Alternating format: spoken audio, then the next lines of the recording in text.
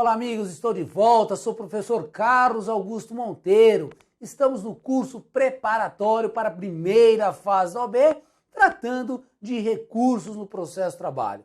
Esta é a aula de número 29, onde estamos falando de embargos de declaração.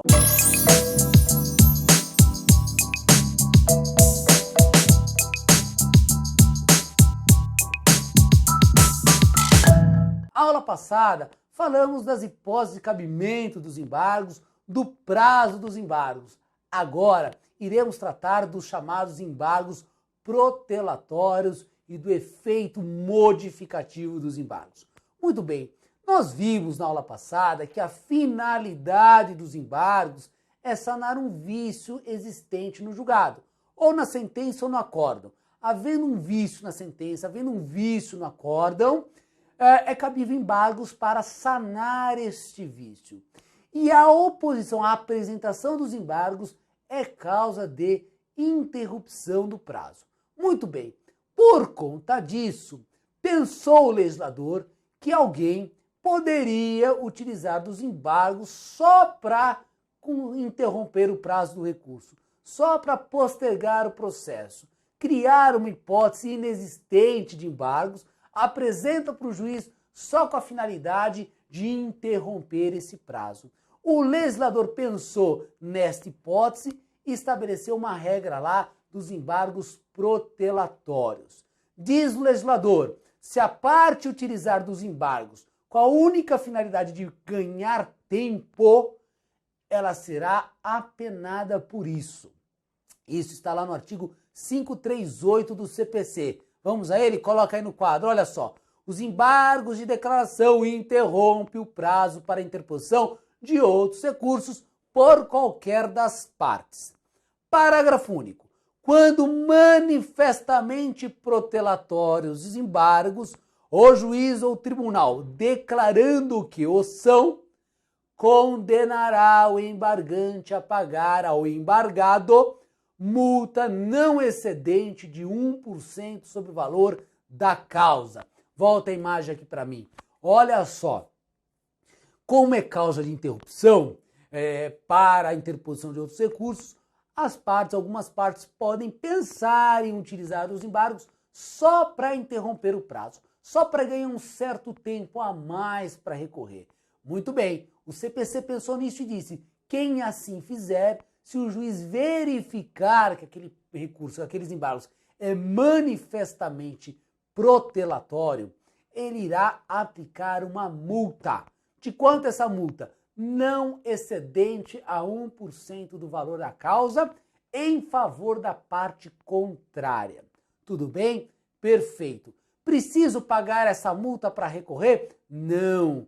Eu vou pagar esta multa lá na execução, lá no final do processo. Não é exigência, não é requisito o pagamento desta multa de 1%. Mas atenção, volta para a tela aqui, olha só a parte final do dispositivo. Na reiteração de embargos protelatórios, a multa é elevada a até 10%, ficando condicionada à interposição de qualquer outro recurso ao depósito do respectivo valor. Volta a imagem aqui para mim. Entrei com embargos, o juiz aplica 1%.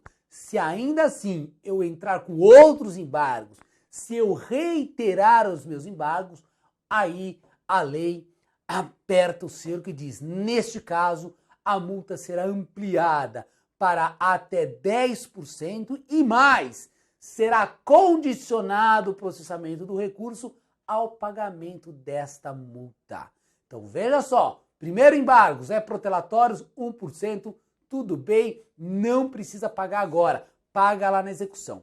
Se ainda assim, mesmo tendo sido apenado a 1%, a parte insiste e apresenta os segundos embargos, aí o juiz poderá majorar o valor para até 10% e aí o recurso ficará condicionado a este pagamento. Ok? Cuidado então com o artigo 538 do CPC, que traz ali a regrinha dos embargos protelatórios. Mas tudo bem, nós falamos que os embargos não servem para reformar nada, não servem para revisar nada. A parte que pretender reformar a decisão deve recorrer para a instância superior. A parte que pretender rediscutir o que já foi decidido deve recorrer para a instância superior. Embargos não é o meio processual para isso. Mas pode acontecer de, ao sanar a omissão, o juiz ou o tribunal conceder efeito modificativo para os embargos. Quer o exemplo? O juiz condena a empresa a pagar danos morais e não fala nada da prescrição total alegada na defesa. Ao publicar a sentença, a empresa apresenta embargos por omissão quanto à prescrição total.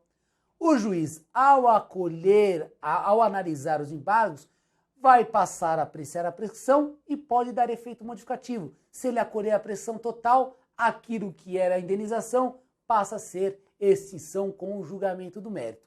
Então, pode acontecer dos embargos de declaração ocasionarem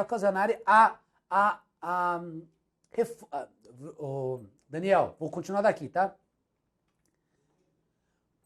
Pode acontecer de, na decisão dos embargos, ocasionar a modificação do julgado. Não é o objetivo dos embargos, mas é um resultado possível.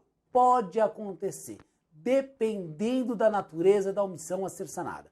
Muito bem. Mas se isso ocorrer, se for dar efeito modificativo para os embargos, é importante lembrar os termos da OJ 142 da SDI 1 do TST. A OJ 142, ela pensou exatamente nessa hipótese. Quando for dar efeito modificativo, como deve ser o procedimento? Coloca aí na tela, olha só. Item 1 da OJ. É passível de nulidade decisão que acolhe embargos de declaração com efeito modificativo sem que seja concedida oportunidade de manifestação à parte contrária. Volta a imagem aqui para mim. Então, de acordo com o TST, pode acontecer, pode. Mas antes de dar efeito modificativo, o tribunal deve intimar a parte contrária para se manifestar sobre os embargos da parte contrária. E a OJ continua lá no item 2, vem para o quadro, olha só. Em decorrência do efeito devolutivo amplo conferido ao recurso ordinário, o item 1 não se aplica às hipóteses em que não se concede vista à parte contrária para se manifestar sobre os embargos de declaração opostos contra a sentença. Volta aqui para mim. Então, os embargos de declaração, se for dar efeito modificativo, se for na vara, não há necessidade, não há nulidade nenhuma se a parte contrária não for intimada. Se for no tribunal, aí é obrigatório que o tribunal intime a parte contrária para falar sobre os embargos de declaração sob pena de nulidade. É o que se extrai da OJ 142. Então, embargos de declaração, efeito modificativo e embargos protelatórios, você tem que lembrar artigo 538 do CPC e OJ 142 da SDI 1 do TST. Com isso, a gente acaba o estudo dos embargos de declaração e na próxima aula iremos tratar do recurso ordinário, as hipóteses de cabimento do recurso ordinário. Até lá!